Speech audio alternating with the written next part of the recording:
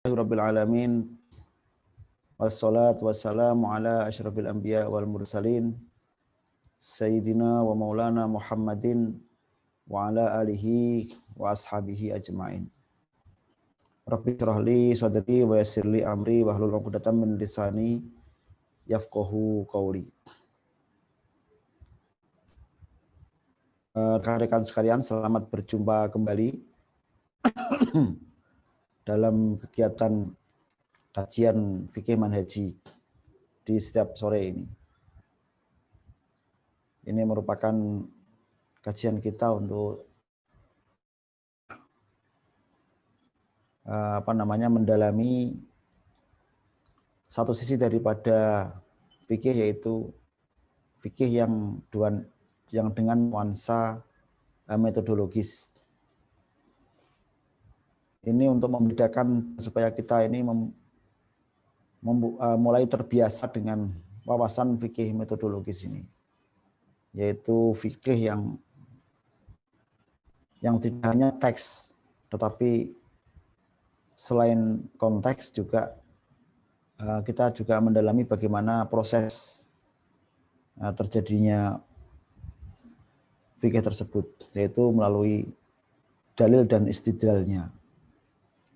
Itu penting karena ini merupakan bagian daripada satu kegiatan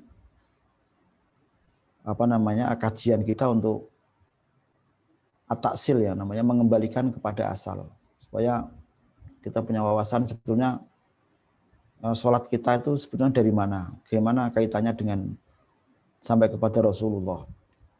Karena tanpa itu ini lama-lama mungkin sholat kita akan menjadi kering. Jadi sholat kita hanya menjadi ibadah yang tidak mempunyai kekuatan spiritual. Bahkan bisa juga ibadah-ibadah kita itu hanya kita jalankan sebagai sebuah kebiasaan sehari-hari yang yang kurang begitu kuat dampak dan pengaruhnya.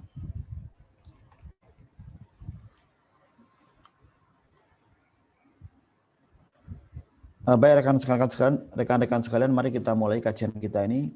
Kemudian bisa kita dalami. Sebentar saya share screen sebelum kita mulai. Jadi materi yang akan kita kaji pada sore hari ini yaitu masih seputar ubudiyat fikih ibadah. Dalam khazanah fikih itu, maksudnya dalam khazanah fikih modern, sekarang ini mulai dibuat kategorisasi fikih, yaitu ada fikih muamalat, ada fikih ibadah, ya, ada fikih ubudiyat yang pertama, ada yang secara akar besarnya, pokok besarnya itu ada akidah, ada syariat. Jadi akidah itu menyangkut masalah teologi, ketuhanan, lalu kemudian ada syariat yang menyangkut mengenai amalan-amalan fikih ataupun ajaran agama praktis yang dijalankan dalam kehidupan sehari, dalam konteks pribadi, keluarga, maupun juga masyarakat, atau bahkan dalam sistem negara juga, atau politik dan sistem pengadilan. Jadi itu kita akan mengkaji hari ini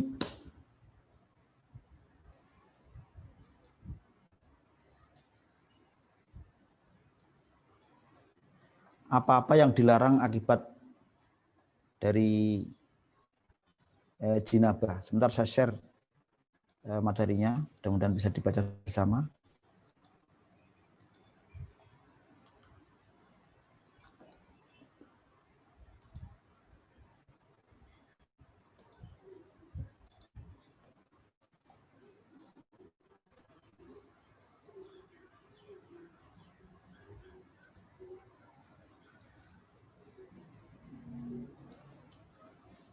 Itu ma yahrumu biha.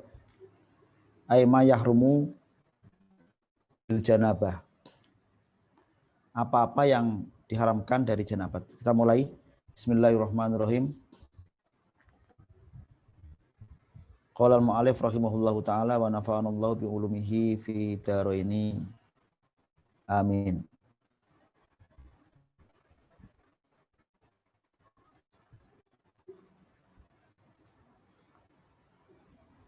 Ma yahrumu biha.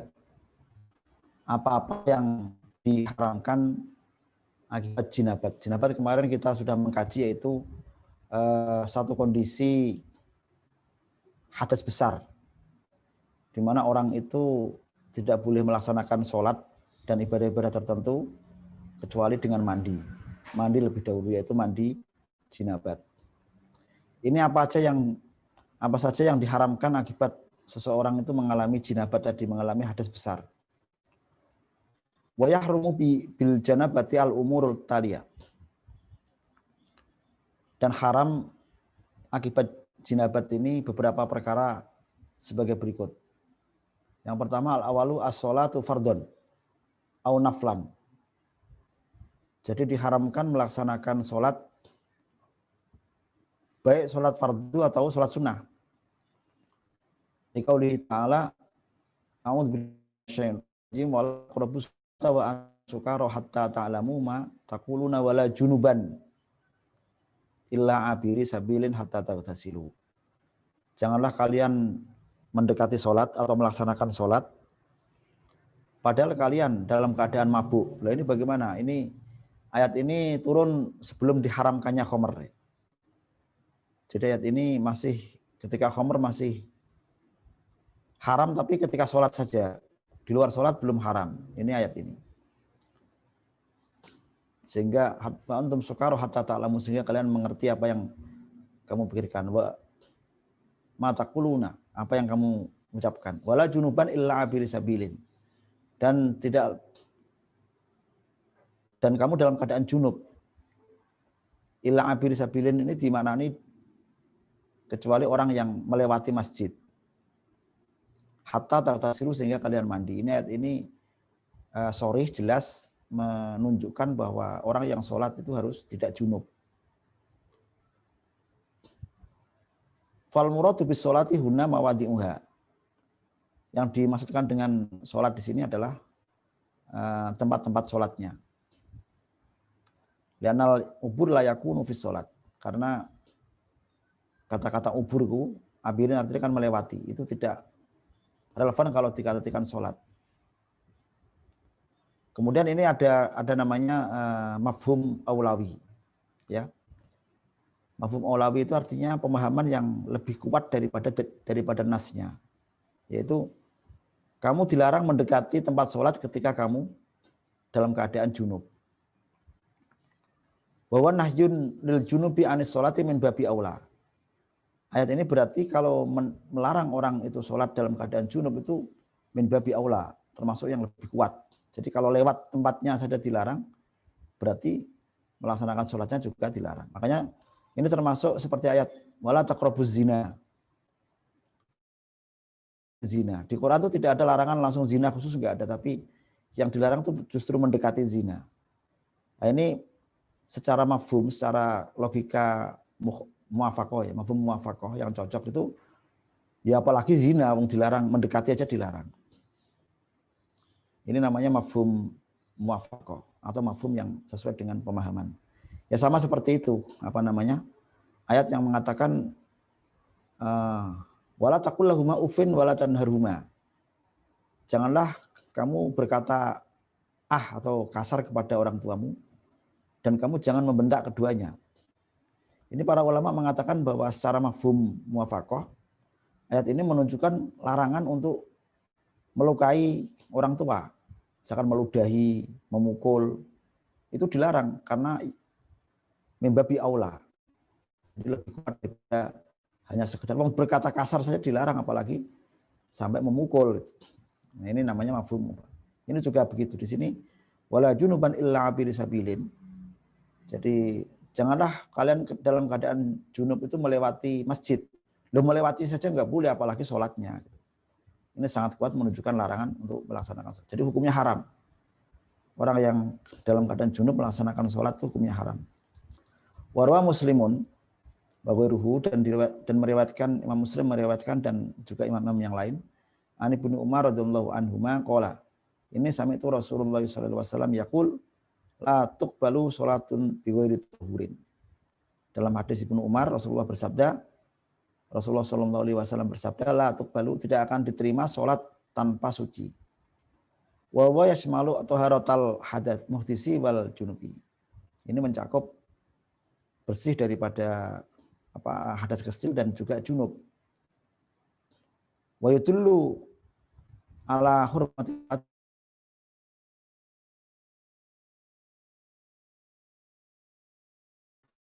asani wal masjid, dan juga tinggal di masjid untuk melaksanakan sholat pada dalam keadaan junub. Di masjid juga begitu. Duduk di masjid dan lewati masjid julus. Amal mururu faqat min ghairi muqsin wala taraddutin fala yahrum. Adapun melewati tanpa harus tinggal dan tanpa taraddud itu artinya mondar-mandir. Mitir-mitir kalau bahasa Jawa. Jadi mondar-mandir dalam masjid itu maka tidak. Kalau hanya lewat itu boleh. Wala junuban illa abiri sabilin. Dan juga qala ta'ala wala junuban illa abiri sabilin. Dan tidak boleh mendekati sholat dalam keadaan junub kecuali melewati masjid. Ayat taqrabus sholata wala maudhi'us sholat wal masjid. Jangan dekati sholat dan jangan dekati tempat sholat, yaitu masjid. Idza kuntum junuban, ketika kalian dalam keadaan junub. Illa qurba mururin wa uburi sabilin, kecuali mendekati karena melewati atau berjalan. Wa qala Rasulullah sallallahu alaihi wasallam, Rasulullah bersabda, la ukhillu al masjida li haidin wala li junubin, rawahu Abu Dawud. Aku tidak halalkan masjid bagi orang yang haid dan orang yang junub. Ini diriwayatkan oleh Abu Dawud bahwa mahmulun alal muqsi kama ulimat minal ayah atau kama alimta minal ayat. Itu dimaksudkan adalah tinggal di masjid atau duduk di masjid seperti yang kita pahami seperti yang kalian pahami dari ayat tadi. Walima sayati fil haidi, dan apa yang akan datang dalam bab haid. Jadi ini bagaimana kalau ibu-ibu ingin mendengarkan pengajian di masjid? Ya ini menurut mazhab Syafi'i tidak boleh. Ya. Jadi tidak ada toleransi terus kemudian diperbolehkan hanya karena pengajian. Pengajian ya bisa lewat online kalau memang dalam keadaan junub, tidak harus ke masjid gitu. Jadi ini memang mazhab Syafi'i dan ya kita mengikuti mazhab aja, artinya sesuai dengan mazhab aja. Kalau memang saatnya haid ya ikuti pengajian yang tidak di masjid gitu loh. Jangan yang di masjid. Karena nas sangat kuat dan teks ulama juga mengatakan seperti itu.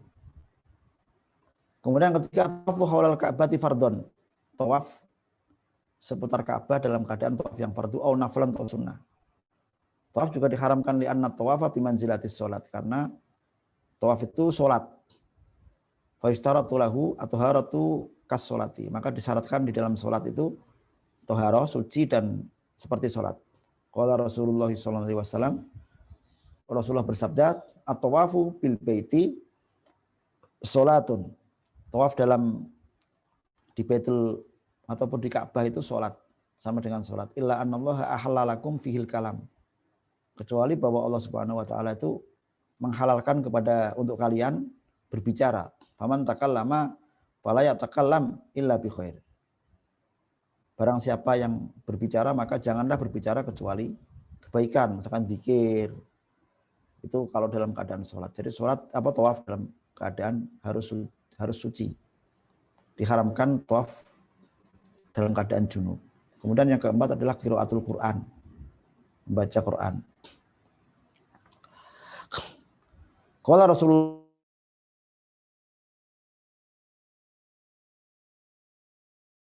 syai'an minal Qur'an.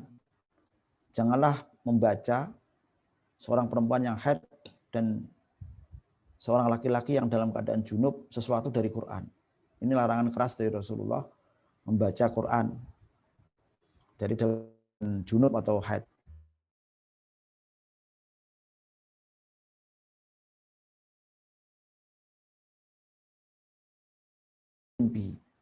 Boleh bagi seorang junub atau orang haid tadi itu mengingat-ingat Quran di dalam hatinya tanpa mengucapkannya. Kama yajuzu lahu an-nadharu fil mushaf. Itu juga boleh melihat mushaf tapi tidak boleh memegang. Makanya para ulama mengatakan kalau dalam keadaan haid itu menggunakan apa? Duding kalau bahasa Jawa ya. Semacam kayu gitu yang digunakan untuk membalik dan melihat Quran itu gunanya untuk orang yang haid atau junub, dia ingin melihat Quran bukan membacanya ya, melihat dengan kemudian dibaca di hatinya. Wa yajuzu lahu qira'atu adkaril Qur'ani biqasdi dzikri. Boleh membaca Quran, membaca zikir yang dari Quran, tetapi dengan tujuan zikir. Contohnya misalkan mau makan, dia baca bismillah, itu kan bismillah dari Quran, itu boleh. Karena tujuannya bukan membaca Al-Quran. Ada orang meninggal, lalu dia berkata inna lillahi wa inna ilaihi rajiun, itu boleh. Karena itu kan zikir. Ya, atau mau naik kendaraan, subhanalladzi asra apa? Bismillahi majriha wa mursaha misalkan. Itu tujuannya zikir boleh, tapi kalau tujuannya membaca Quran tidak boleh. La pasti tidak karena tujuan zikir. Wa dzalika ka ayyaqula rabbana atina fid dunya hasanah wa fil akhirati hasanah wa qina adzabannar. Because doa. Itu juga doa. Doanya refleks, dia hafal doanya hanya ini. Hanya doa sapu jagat ini, rabbana atina fid dunya hasanah wa fil akhirati hasanah wa qina adzabannar. Hafalnya hanya doa ini. Kemudian dia berdoa doa itu bukan tujuan membaca Al-Qur'an. Itu ini doa sangat bagus ya. Sayyidina Rasulullah itu mesti doa ini, kata Sayyidina. Makanya ini sapu jagat yang untuk kita terus ya. Setiap kali saya sholat bisa jangan meninggalkan doa ini. Rabbana, bahkan kalau kita nggak bisa baca doa ya ini aja doanya diulang-ulang, itu nggak apa-apa. Wa ka'ayyaqula idza raqiba, dan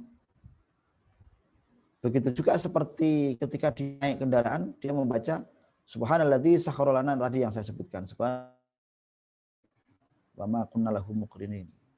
Maha suci Allah yang telah menaklukkan semua ini dan bagi kita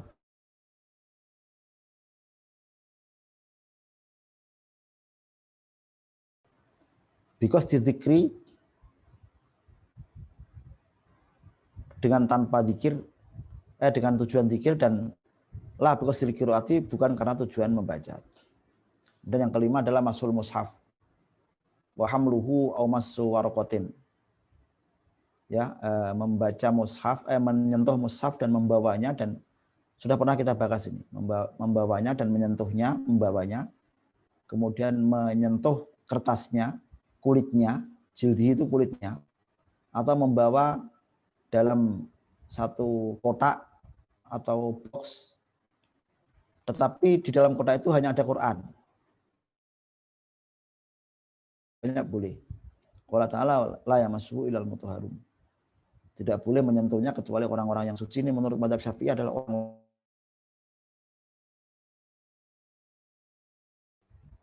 la yamassal Qur'ana illa thahir. Tidaklah boleh menyentuh Al-Qur'an kecuali orang yang suci. Ini mutlak menurut mazhab Syafi'i. Ada orang yang menghafalkan tahfidz kemudian ingin menyentuh Quran, tetap enggak boleh.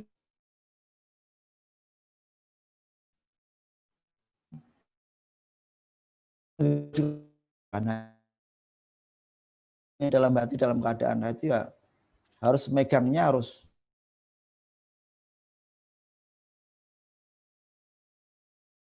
itu baru diperbolehkan menyentuh.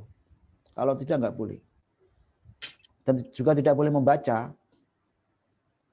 Kalau dalam hati kan bukan membaca kan, melihat kemudian dalam hatinya membaca itu yang boleh. Kalau membaca tidak boleh.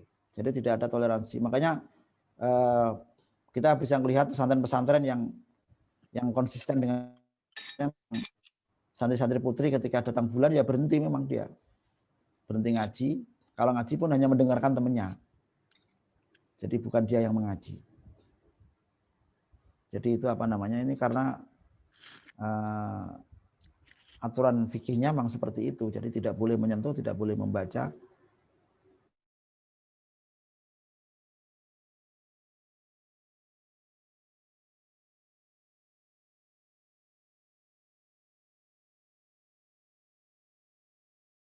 Katakan mereka harus punya niat tidak membaca Quran dan tidak menyentuh Al-Quran.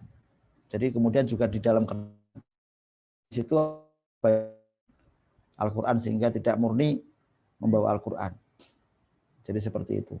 Kemudian bahkan dalam beberapa kitab itu disebutkan ketika menulis, anak itu menulis kan ada mushaf itu jangan sampai tangannya tersentuh tulisan yang masih alas kertas atau apa.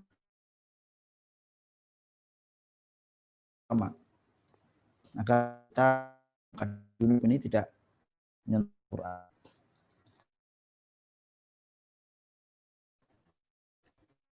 Junubi hamlul mushafi idza kana fi amtiatin aw thawbin. Boleh bagi orang junub itu membawa Al-Qur'an di dalam satu amtiah itu barang ya. Dalam satu beberapa barang dagangan atau barang secara umum atau pakaian boleh. Walam yasud hamlahu bidzat.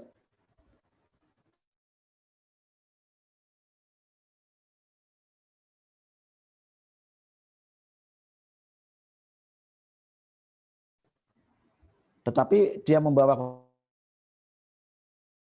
termasuk di dalam di bawah itu yang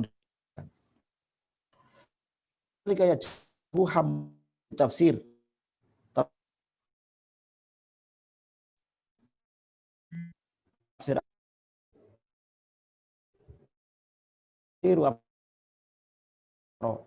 Al-Quran. Apabila tafsirnya lebih banyak daripada Al-Quran.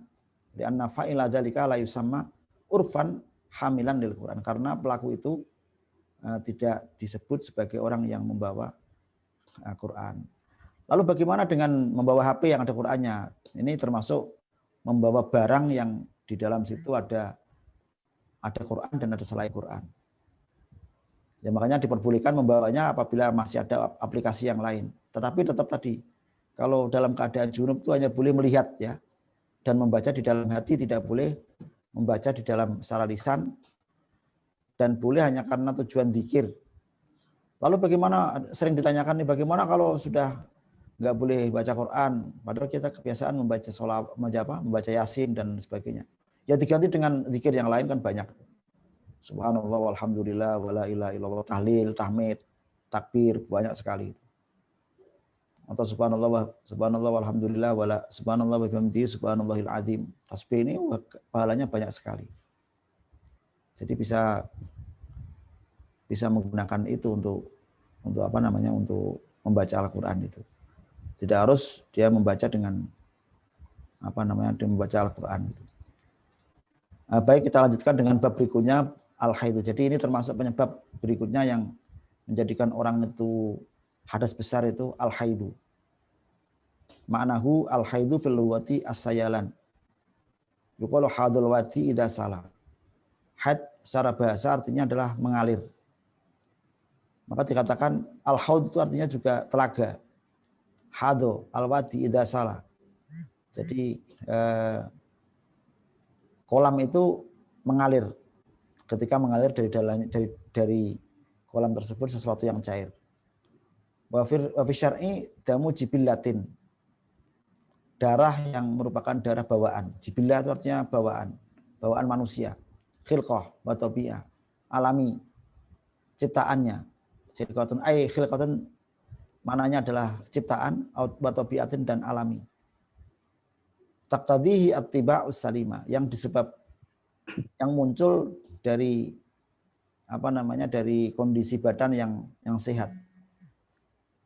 Yakhruju min aqsarahmil mar'ati, keluar dari ujung rahim perempuan, ba'da bulughiyah, setelah dia mencapai balik, ala sabili sihati, dalam kondisi sehat, fi awqatin maklumatin, dalam masa-masa yang diketahui.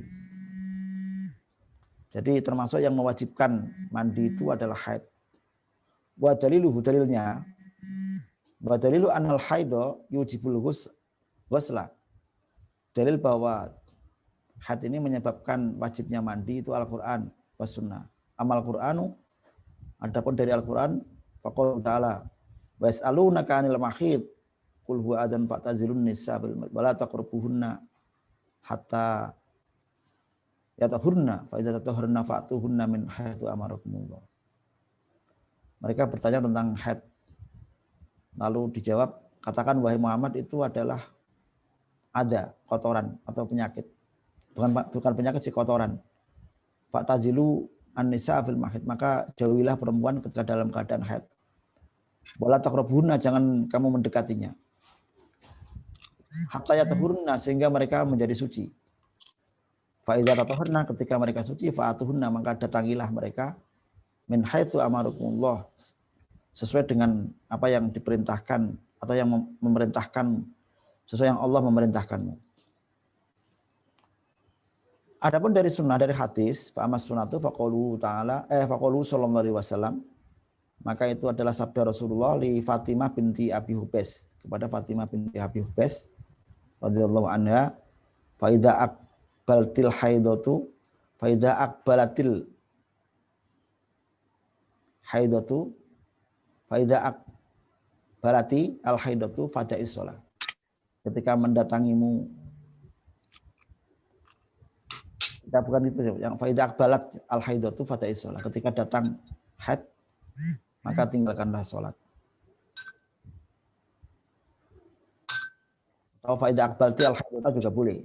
Tapi yang benarnya faida akbalti al haidata. Jadi ketika datang kepadamu, ketika akbalti mendatang, kamu datang al haidota pada haid, pada sholat, maka tinggalkan sholat. Wa idza adbarat, berarti benar, berarti wa idza akbalat wa idza ahdarat, dan apabila dia pergi, fagsili, maka mandilah, anki, dari kamu, adam, maka cucilah darimu darah, wasoli, dan sholatnya. Maaf, yang benar itu faida akbalat ya. Faida akbalat al haidatu, ketika datang al haidatu, failnya akbalat. Karena mengikuti yang belakang yaitu faida adbarat. Ketika datang haid, maka tinggalkanlah sholat, dan ketika haid itu pergi, maka mandilah, cucilah darah itu, dan kemudian sholatlah. Jadi ini dua dalil yang menunjukkan bahwa haid ini juga merupakan sesuatu yang menyebabkan wajibnya mandi. Dan itu dianggap sebagai jinabah. Sinul bulughi, batas daripada bulugh, kita bahas di pertemuan mendatang. Saya kira itu kajian kita pada sore hari ini. Jadi mengenai sekilas mengenai haid dan sekilas mengenai beberapa hal yang dilarang ketika kita dalam keadaan junub, yang tentunya sesuai dengan mazhab Imam Syafi'i. Barangkali ada yang ingin ditanyakan, bisa ditulis di chat atau bisa disampaikan langsung juga bila. Tapi lebih baik disampaikan melalui chat ya, karena saya tidak menggunakan suara. Ada yang menyampaikan pemahaman bahwa la yamassuhu ilal mutahharuna, itu artinya tidak boleh menyentuhnya kecuali orang yang bersuci. Bersuci di sini ada yang memaknai tidak Islam atau kafir, bagaimana dengan adanya pendapat tersebut sehingga bagi beberapa orang boleh menyentuh Al-Qur'an. Madhab dalam menafsirkan ayat ini memang berbeda-beda. Ya.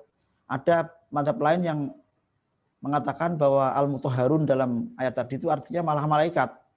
Coba kita buka di kitab tafsir itu. Madhab Syafi'i mengatakan al-mutahharun itu orang yang sudah berwudu, tidak punya hadas.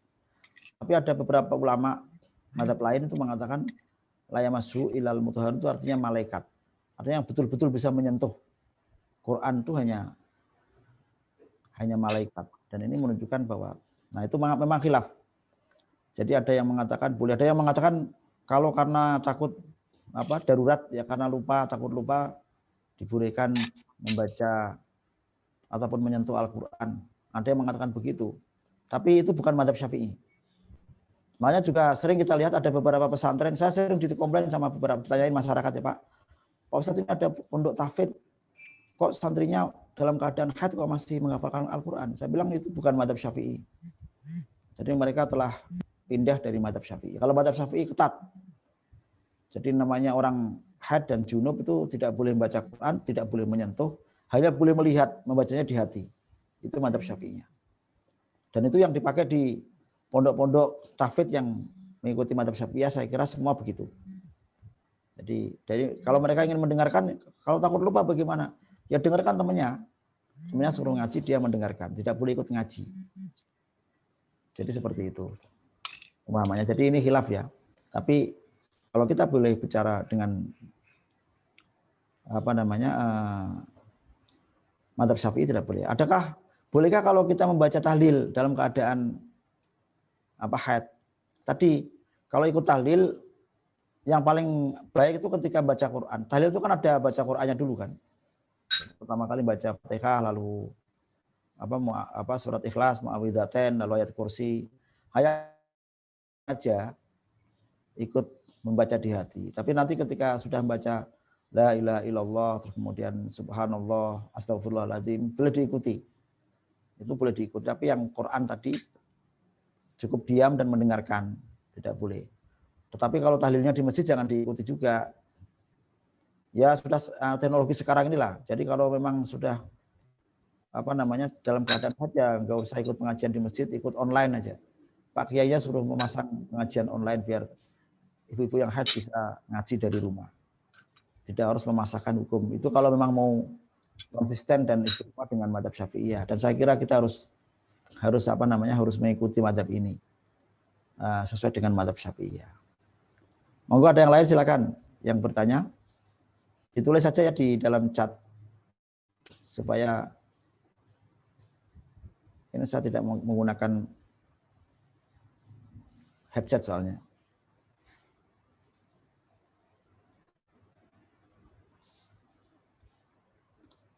Baik, kalau tidak ada yang bertanya, saya kira saya garis bawahi kembali bahwa yang pertama itu adalah ada beberapa hal yang memang dilarang untuk dilaksanakan, haram hukumnya ketika kita dalam keadaan junub, yaitu sholat, tawaf, kemudian baca Quran, menyentuh Al-Quran dan membawanya, itu juga dilarang dalam keadaan junub atau hadas besar sebelum kita mandi. Jadi harus mandi dulu baru boleh melaksanakan ibadah-ibadah ini. Dan ibadah-ibadah ini memang didesain untuk harus dalam keadaan suci sesuai mazhab Syafi'iyah. Demikian, wallahu a'lam bishawab, wallahul muwaffiq ila aqwamit thoriq, wal afu minkum. Wassalamualaikum warahmatullahi wabarakatuh.